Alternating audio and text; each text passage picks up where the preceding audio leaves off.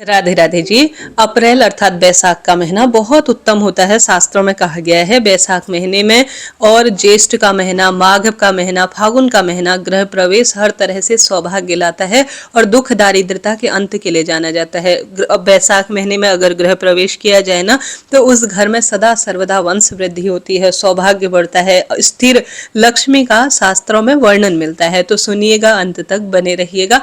अतिश्रेष्ठ जानकारी, एक पंचांग नहीं 4-5 पंचांग में से आपको बताऊंगी कि कौन कौन से शुभ मुहूर्त रहने वाले हैं। आप सभी का सबसे पहले बहुत बहुत आभार और धन्यवाद। आप लगातार हमसे जुड़ते हैं, आप व्हाट्सएप करते हैं जिसमें पूछते हैं कुंडली विश्लेषण या जो है शुभ अशुभ मुहूर्त के बारे में। इतना विश्वास करने के लिए, देश विदेश से हमसे जुड़ने के लिए आपको बहुत बहुत शुक्रिया।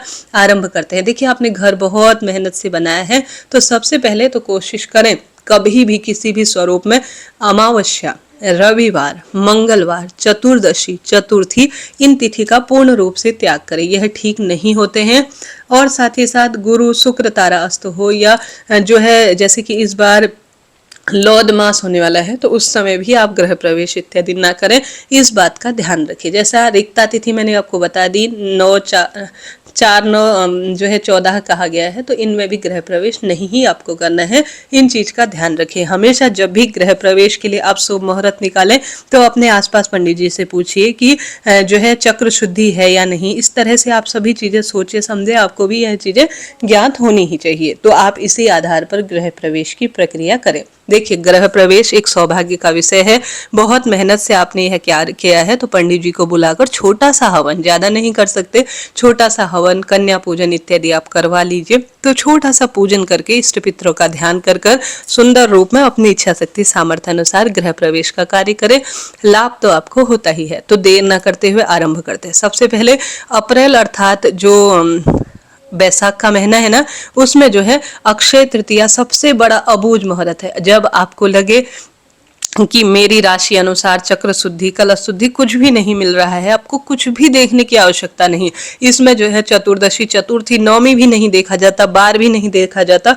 इतना बड़ा दिन है अक्षय तृतीया, अर्थात इस दिन किया गया कोई भी काम सदा सर्वदा के लिए अक्षय हो जाता है। तो वह तिथि है 20 अप्रैल 2026। तो अक्षय तृतीया के दिन आप निश्चित रूप से कुछ भी देखने समझने, किसी से पूछने की भी आवश्यकता नहीं, आप कर सकते हैं। इसके साथ साथ एक दिन और आ रहा है जो की है जानकी नवमी का, वह है 25 अप्रैल 2026 को। ठीक है, तो ये 2 दिन ऐसे हैं ना जिनको आप बिना कुछ सोचे समझे भी कार्य की सिद्धि के लिए प्रयास कर सकते हैं। एक तो अक्षय तृतीया 20 अप्रैल की, एक जानकी नवमी 25 अप्रैल की। ठीक है, ये तो सबसे परंपरागत रूप से कहे गए हैं। तो 2 मैंने आपको बता दिए अप्रैल महीने में। इसके साथ ही 20 अप्रैल 2000 जो है मैंने बता ही दिया आपको, अक्षय तृतीया आ रही है, रोहिणी नक्षत्र इस दिन है। अब इसके साथ साथ 24 अप्रैल बैसाख शुक्ल पक्ष अष्टमी, शुक्रवार है, दुर्गाष्टमी है, पुष्य नक्षत्र है। इस दिन आप निश्चित रूप से गृह प्रवेश कर सकते हैं। यह तो हो गए एक पंचांग में।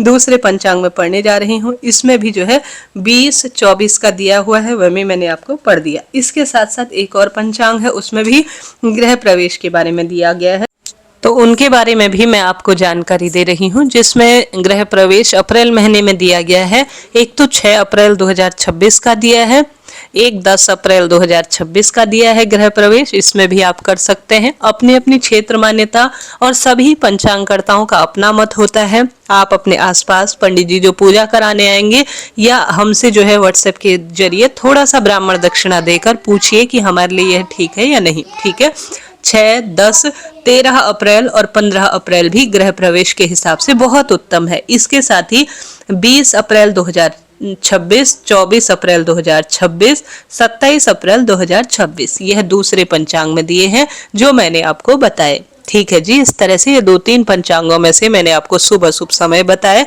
इसके अलावा भी और हो सकते हैं, अलग अलग क्षेत्र मान्यता अनुसार अलग अलग जो है स्वभाव से, अलग अलग मतलब ज्ञान के आधार पर कहने का आधार है, जो है पंचांग निकलते हैं। उसी अनुसार आप आसपास पंडित जी से पूछिए। जरा सा भी वीडियो उचित रहा हो तो सब्सक्राइब करें। कोई भी ज्योतिष परामर्श के लिए चैनल से जुड़े और व्हाट्सएप करें। हर हर महादेव।